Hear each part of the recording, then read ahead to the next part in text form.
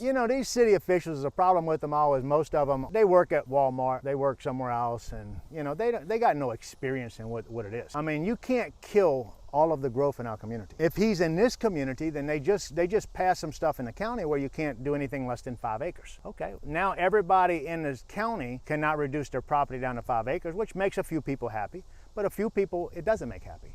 So you're telling me in a county, nobody can come and put a neighborhood anywhere in the county anymore? And that's what they're saying, you can't. So what does that do to the county? That kills all of the growth. It kills all of the infrastructure growth. It kills all of the tax dollars that they can increase the tax revenue coming into the county. Is that bad? Is it not? It is what it is. I mean, people elect these people in, and that's the consequences of it. And maybe it's not the consequences of it. It may be the beneficial part of it too. Because the community, and I am very much that guy, the community should be the one making the decisions. And if the community puts somebody in office and that wants no growth whatsoever, then that's what the community wants, and the community should get exactly what they want. I was going to run for city councilman a few years back. Glad that they got me disqualified because I didn't vote in two of the sessions that I didn't vote in, so they disqualified me for that. But I'm glad, because that would be a bullshit job that I would never be able to deal with the crap that goes on in that environment, because I'm not that guy.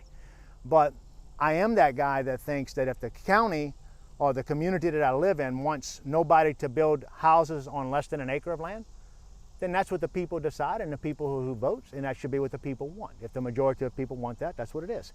If the majority of the people want 5 acre tracts, then that's what they want. That's what it is. But if the people don't like that, then they will vote those people out of office next time, and somebody else will come in and they will change those laws. That's progress. Look at the Republicans, look at the Democrats. You see one thing happen under Trump, Biden comes in on day one, changes every bit of it. That's what happens. It's an endless cycle around. And I will invest according to whatever they provide. I mean, if they provide it, that's fine. If they don't, then that's fine.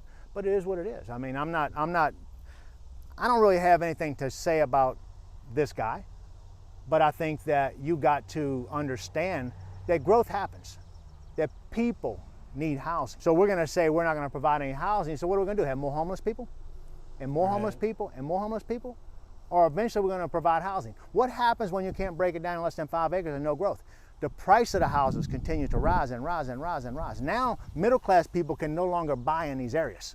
So what they're doing is they're hurting the middle class and they're hurting the low-income people, because what they've done is now they have removed all opportunity for these people to buy in the houses, because a house in that area that would have sold for $300,000 before now may only sell for $500,000. They pushing that envelope out. They don't understand what they're doing.